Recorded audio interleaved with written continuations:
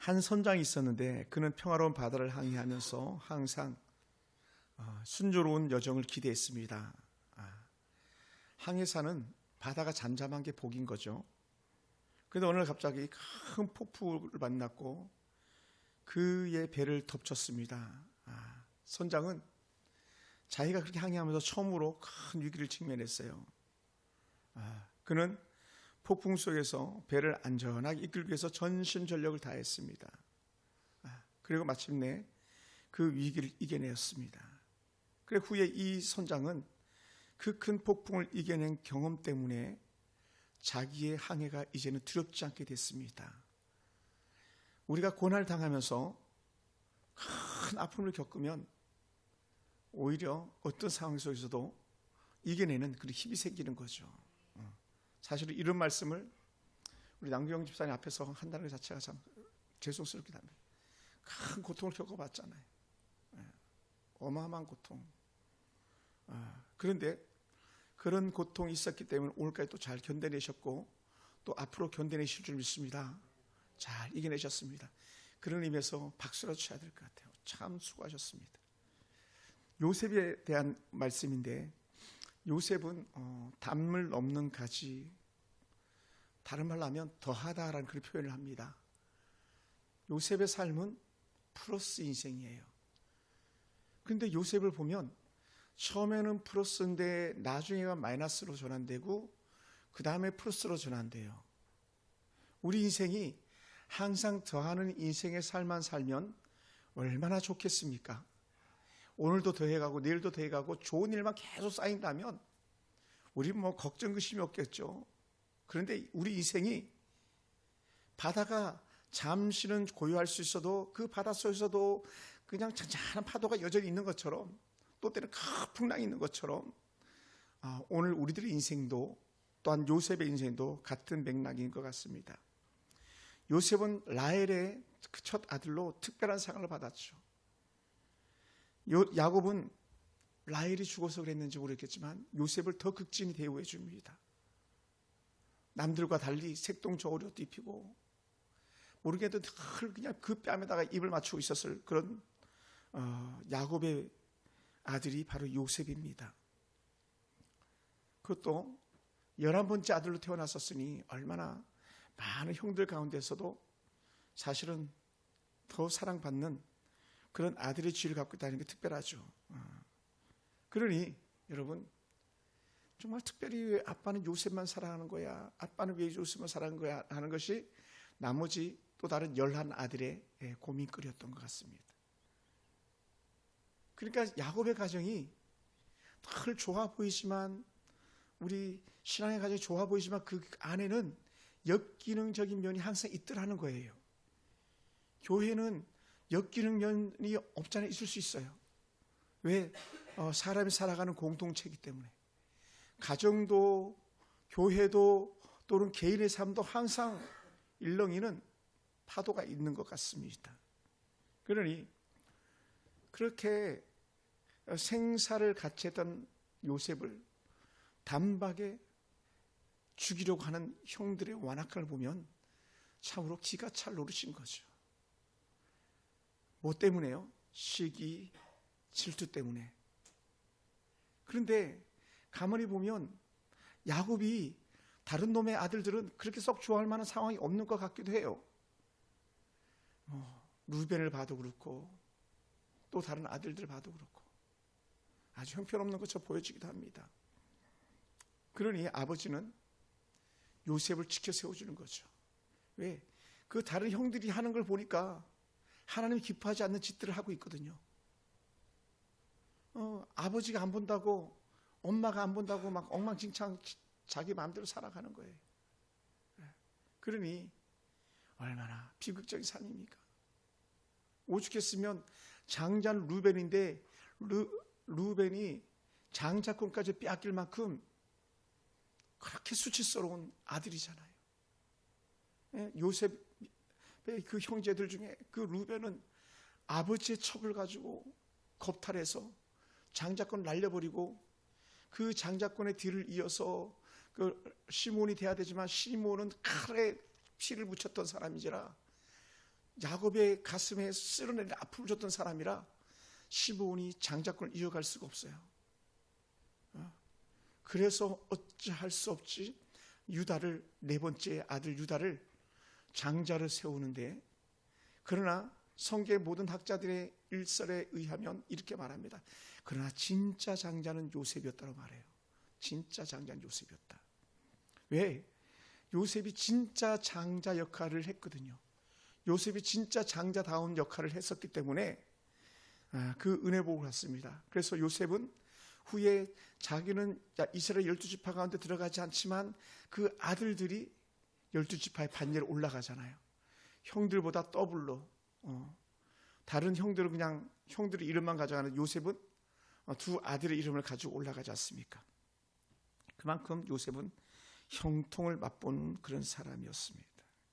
그래서 오늘 우리가 읽은 본문을 가만히 보면 특별히 두 단어가 가슴에 들어오는데, 그게 뭐냐면 형통이라는 단어예요. 2절과 3절 반복되는데 뭐라고 표현했냐면 여호와께서 요셉과 함께 하심으로 그가 형통한 자가 되었다라고요. 할렐루야. 다시 한번, 여호와께서 함께하는 자가 형통합니다. 아멘. 그 모양이 어떻더라도 하나님이 함께하는 사람의 은혜가 있기 원합니다. 하나님이 함께하는 사람. 그리고 더 나아가서 두 번째로 이렇게 말하는데 여호와께서 그의 범사에 형통하게 하심을 보았더라. 그러니까 요셉의 삶이 형통하게 하심이 하나님의 계획이었다는 거예요. 처음에 플러스 아버지의 큰 사랑을 받다가 마이너스 형들에 의해서 죽을 고비를 넘겼고 팔린 가는 그 과정이 마이너스였는데 후에는 마침내 플러스로 바꾸는 그런 하나님, 그것이 범사 형통케 하시는 은혜라는 거예요. 그 내용이 오늘 우리가 읽었던 내용이었는데, 요셉의 정말 가정, 요셉이 가서 일하는 가정이 보디발의 집 아닙니까? 노예로 팔려간 보디발의 집에서 요셉 때문에 보디발이 복을 받는 거, 이게 요셉을 통한 복이 흘러가죠. 야곱 때문에 그 외삼촌 라반의 집이 복을 받았던 것처럼 요셉 때문에 애굽의 사람, 이방인이지만 보디발의 집 복을 받습니다. 오늘 여러분이 들어가는 기업들 때문에, 여러분이 들어가는 학교가, 여러분이 섬기는 어떤 가정이 여러분 때문에 복을 받는 역사가 일어나기 원합니다. 그것은 바로 여러분이 하나님과 함께함에 대한 증거가 될 줄 믿습니다. 또한 특별히 더 나아가서 그렇게 요셉을 해서 불신앙의 가정과 또한 불신앙의 나라도 복을 받는 걸 보여주는데, 그것이 한 사람을 통한 형통의 복이 있더라. 그 사람이 요셉이라는 것이죠. 할렐루야.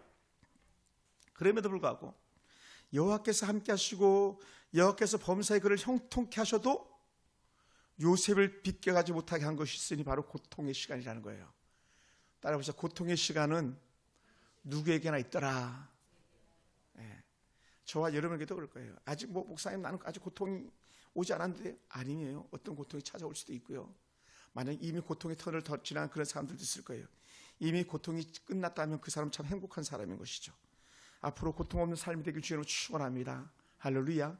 병사에 놓여 있는 어떤 분들에게도 같은 은혜가 있길 주님으로 축원합니다.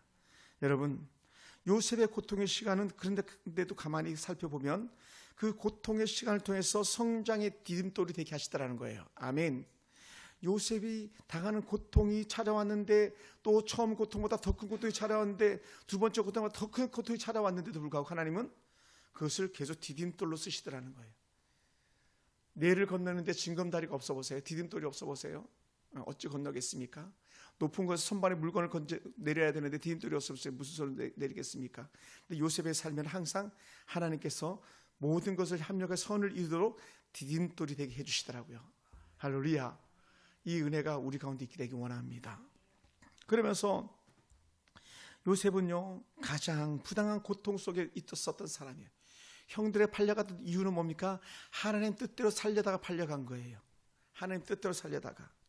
그래서 정말 신실하게 주의 뜻대로 살렸는데, 그래 몸부림 치는데도 불구하고 잘 안 되더라는 거예요. 그럴 수도 있습니다. 때로 요셉 입장에서 억울하지만, 하나님 나를 왜 갖고 그래요? 그렇게 말할 수도 있어요. 내가 뭘 잘못했는데요? 예배 잘 드리고 예물 잘 드리고 봉사 잘했는데 하나님 왜 나만 갖고 그래요? 라고 하는 그런 고통스러운 절규가 나올 수도 있는데, 어찌 보면 요셉이 그런 사람 아닙니까? 그런데 불구하고 이 요셉은요, 남들이 경험하지 못한 아주 큰 아픔들을 경험하는데 형들의 배신, 노예로 팔려가는 고통을 그가 당하죠. 여러분, 말이 그렇지, 뭐 많이 돼봤자 한 17살 정도 됐다고 봐요. 그 정도 어린 나이에 요셉이 종으로 팔려가는데 얼마나 힘들었겠습니까? 군대 가서 애들이 부르는 노래, 엄마가 보고 부를 때 이 노래만 나오면 벌써 애들이 다 울고 불고 난리가 나잖아요. 그게 뭐냐면 부모와 떨어짐, 형제들과 떨어짐인데, 요셉은 요즘 군인들보다 훨씬 더 젊은 나이에 그렇게 강제로 그렇게 부모와 생이별해야 되는 그런 아픔의 사람이 된 거죠. 그것만이 아니라 눈을 뜨고 엄마가 죽는 것도 바라봐야 했던 그런 어린 고통의 시간을 보냈던 요셉입니다. 그런데 요셉은 쉽지 않은 삶인 거예요. 그러니까 요셉이 어찌 보면 사랑받았던 시간보다 버림받은 시간이 훨씬 더 길었죠. 그런데 하나님께서는 요셉의 고통을 바라보는 관점이 전혀 달랐다는 거예요. 어떻게 달랐을까요? 1절 한번 보겠습니다. 39장 1절. 요셉이 이끌려 애굽에 내려가매 바로의 신하 친위대장 애굽의 사람 보디발이 그를 데리려고 한 이스마엘 사람의 손에서 요셉을 산이라 그랬어요. 여기서 다른 것을 보는 게 아니라 요셉이 이끌려라는 거예요. 이끌려. 그러니까 요셉이 그냥 끌려간 게 아니라 이끌려갔다는 거예요. 이거는 앞에서 끌어가는 사람이 있는 것이 아니라 하나님께서 요셉을 보디발의 집으로 이끌었다는 거예요. 할렐루야. 그러니까 보디발은 보통 사람이 아니라 그 나라에서 정말 둘째가 그러면 서로 할 만큼 높은 사람 아닙니까? 그런 사람의 집에 요셉이 종으로 팔려갔는데, 그 팔려간 것이 아니라 하나님께서 보디발의 집으로 이끌었다라고 하는 그런 관점에서 봅니다. 할렐루야. 그러니 보디발의 집으로 이끌려갔던 요셉은 거기서 누가 뭐라 그래도 자신의 삶에 최선을 다합니다. 모든 삶에 일이면 일, 섬김이면 섬김, 전적으로 최선을 다합니다. 그런데도 불구하고 요셉은 그 보디발의 집에서 잘 사랑받고 정말 그 모든 종들 가운데 2인자로 쓰임받는 그런 요셉이 그 선한 일 하나 때문에, 다른 말로 하면 나는 하나님을 쫓겠습니다, 하나님을 바라보는 사람은 다릅니다라고 하는 그 삶 때문에 또다시 더 큰 고통의 수렁으로 빠지는 일들이 일어나지 않습니까? 보디발의 아내가 탐하는 그 음란의 탐심을 물리치다가 화를 당하는 그런 요셉의 모습을 우리는 이렇게 바라봅니다.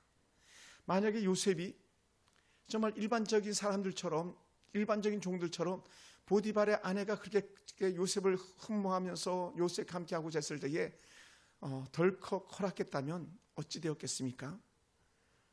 예전에 다른 종들은 그렇게 했었을 거예요. 그러니 그 보디발의 아내가 그 한낱 종 요셉을 향해서 또다시 그런 마음 품지 않았었겠습니까? 그것이 어찌 보면 관행이었던지도 모릅니다.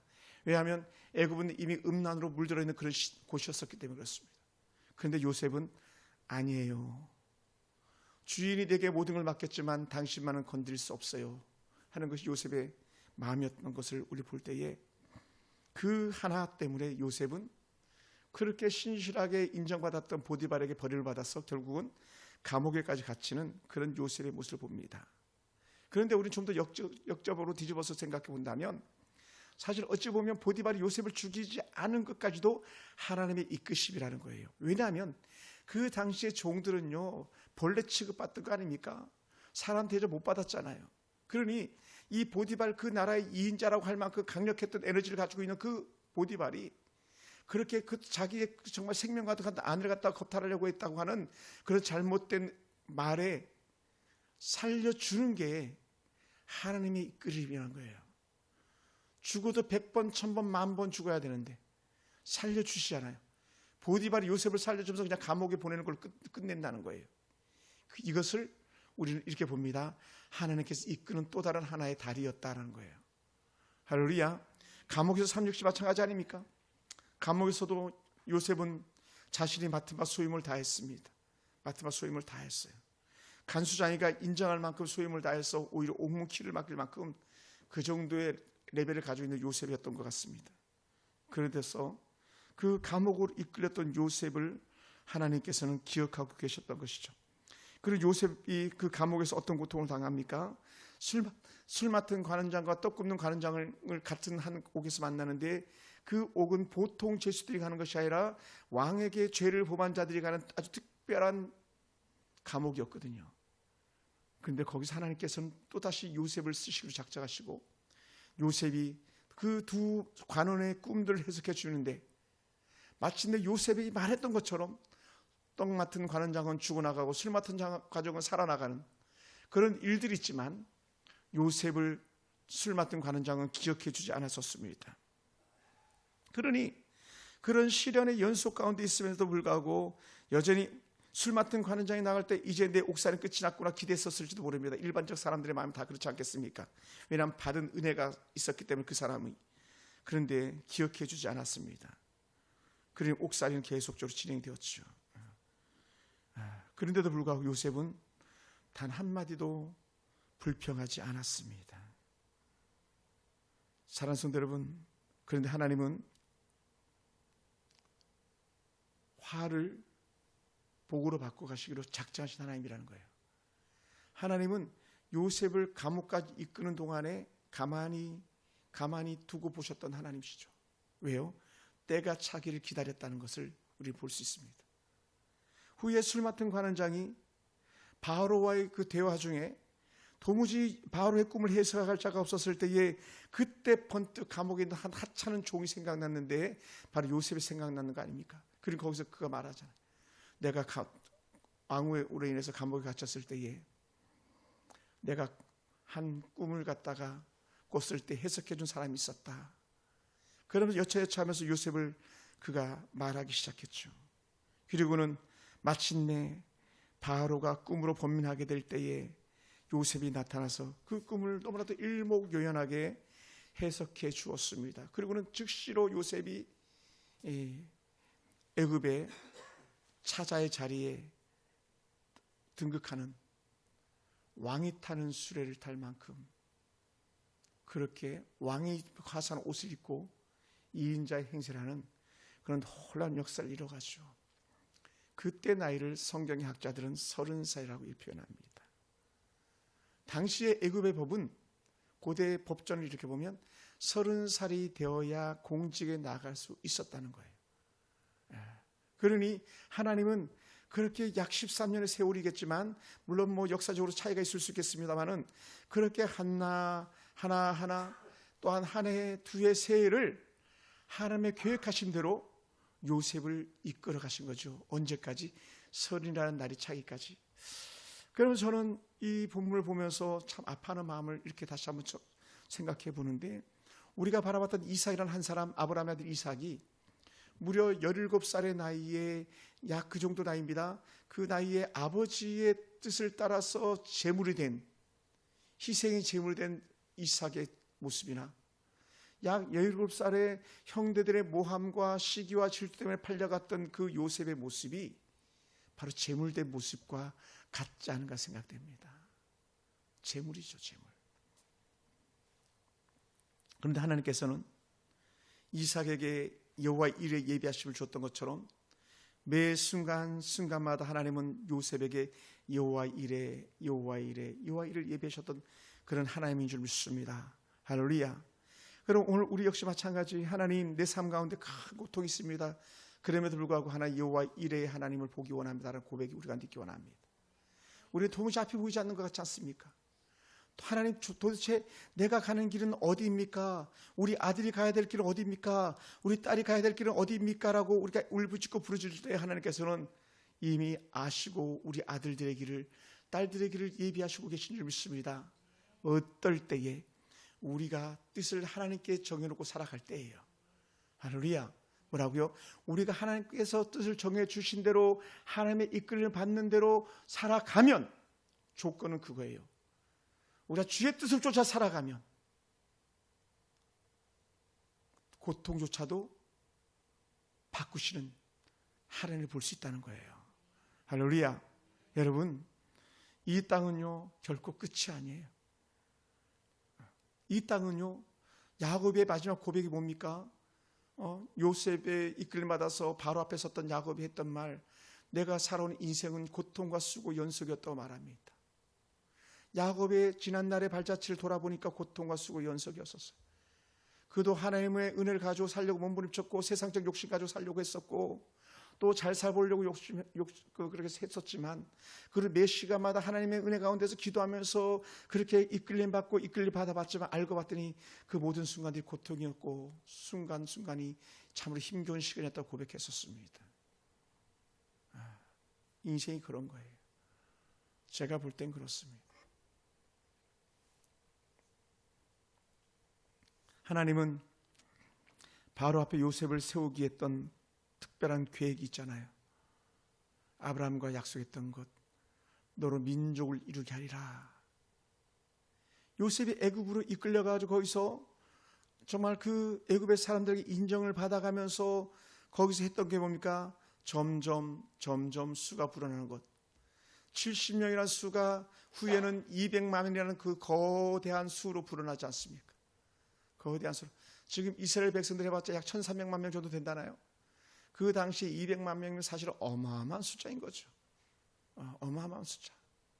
그 엄청난 수를 요셉을 통해서 일을 이루기로 했던 하나님의 작정이었던 겁니다. 할렐루야. 그래서 저는요 오늘도 궁금한 거예요. 하나님 어떻게 하시겠습니까? 하나님 내 삶을 어떻게 이끌어 가시겠습니까? 하나님 내일은 또 어떤 삶으로 이끌어 가시겠습니까? 하고 하는 그런 질문이 계속 생겨나는 거예요. 조건 하나, 범죄치 아니한 가운데 하나님 이끌림을 바라보라는 거예요. 우리는 지난번에 야곱의 삶을 돌아보았었습니다. 어제 야곱의 삶이 쉽지 않았잖아요. 야곱의 꼼수는 야곱의 고통을 더할 뿐이었었습니다. 하나님의 믿음 앞에서 직진하는 순간에 인생의 모든 것들이 풀어지고 놓여지는 삶이었었음을 우리는 바라봅니다. 그럼 오늘 사랑하는 성도 여러분, 오늘 우리도 다시 요셉이 하나님을 바라보면서 그렇게 살았던 것처럼 그 어떤 환난과 그 큰 고통이 왔어도 단 한 번도 주변 사람들에게 원망의 말을 하지 않았던 것을 우리는 봐야 됩니다. 훗날에 형들이 요셉 앞에서 벌벌 떨 때도 요셉은 단 한 번도 형들을 갖다가 원망하지 않았습니다. 속으로 아픔을 삼켰을 뿐이지. 형들이 알까봐 형들 밥 드시라고 상차려주고는 정말 너무 가슴이 아파가지고 따로 방 가가지고 막 엉엉 울다가 눈물 씻고 나왔던 그런 요셉이었다는 거죠. 단 한 번도. 아버지 야곱을 만났을 때도 단 한 번도 형들에 대해서 그런 원망의 말을 말하지 않았습니다. 우리의 삶이 어떻습니까? 우리는 죄가 넘쳐나기 때문에 원망하기 쉽습니다. 탓하기 쉽습니다. 그렇게 하지 말아야지.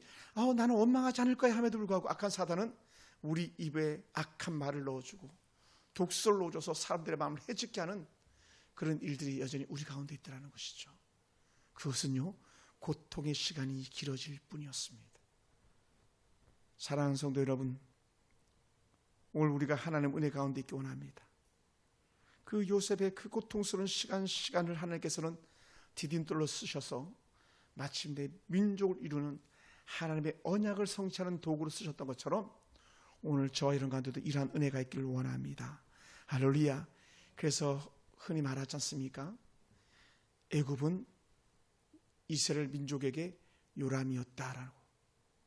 200만이라는 수로 불어나기 위해서 하나님은 애굽을 요람으로 쓰셨다고 그렇게 말씀하십니다.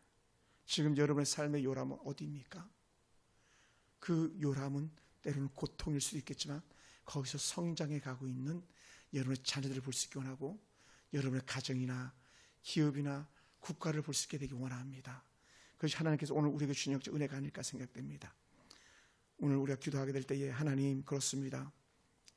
내가 많이 아팠습니다. 하나님 내가 많이 힘들었습니다. 악한 꼼수들 때문에 또 죄악의 악한 쓴뿌리들 때문에 내 잘난 맛 때문에 하나님 힘들었습니다. 하나님 내 고통 이제 걷어가 주시옵소서. 그리고 지난날의 내 삶의 고통이 오늘의 인생의 디딤돌이 되게 도와주시옵소서라고 우리가 그렇게 말할 수 있게 되기 원합니다. 우리 하나님께서는 절대 절망의 상황 속에서도 그 어떤 아픔과 상처 속에서도 그 아픔과 절망의 상처들을 치유하시고 내주시는 그런 하나님인 줄 믿습니다. 그런 의미에서 사도 바울은 탁월하게 보았던 거예요. 모든 성도들에게 주셨던 은혜 말씀, 합력하여 선을 이루니라. 합력하여 선을 이루니라. 하나님을 사랑하는 자, 그 뜻대로 부르심을 입은 자들에게는 그 아픔의 순간순간일지라도 그조차도 합력하여 선을 이룬다는 것을 저는 오늘 디딤돌로 보았습니다. 선을 이루어 가신 하나님의 고통 시간, 우리가 넉넉히 이겨내기 바라고, 그래서 우리가 다시 하나님께로 한 걸음 더 내디딜 수 있다면 그 고통조차도 우리에게 복이 되는 줄 믿습니다.